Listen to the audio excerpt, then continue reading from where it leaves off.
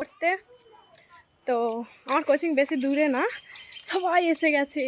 আসল কথা হলো আজকে আমাদের কোচিং থেকে পুরোপুরিভাবে বিদায়। আমাদের স্কুল লাইফ যেহেতু শেষ, তাই আমাদের স্যার ডেকেছে যে তোমরা সবাই আজকে এসো, আজকে আমাদের বিদায়। তো তাই দেখাতে চাইছি আমরা আমাদের কোচিংয়ের শেষ দিনটা কিভাবে কাটাবো। তো দেখো কি করি, কষ্ট তো হচ্ছে, কিছু করার নেই। তো তোমরা দেখতে থাকো।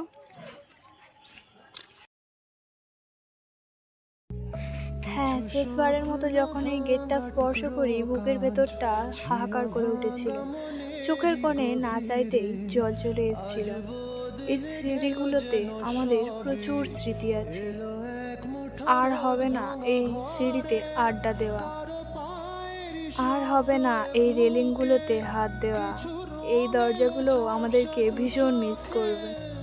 আমরা কোচিংয়ে পড়তে যেতাম ঠিকই, তবে অনেকবার এরকম হয়েছে যে চাবি খোলার ভয়ে আমরা রুমে গিয়ে বসতাম না, বাইরের ওই বেঞ্চটাতে গিয়ে বসতে থাকতাম।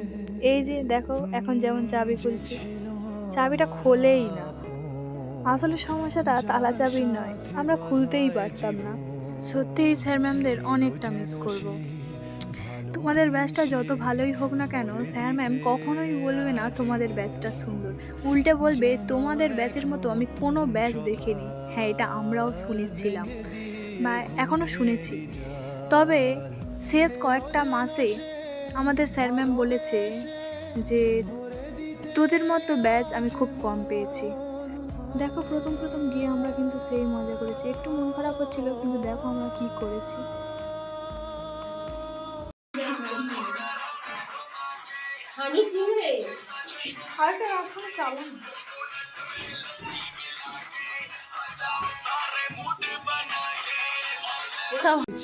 তারপর দিয়ে দিচ্ছিল আমাদের উপহার। তখনও তেমন কিছু একটা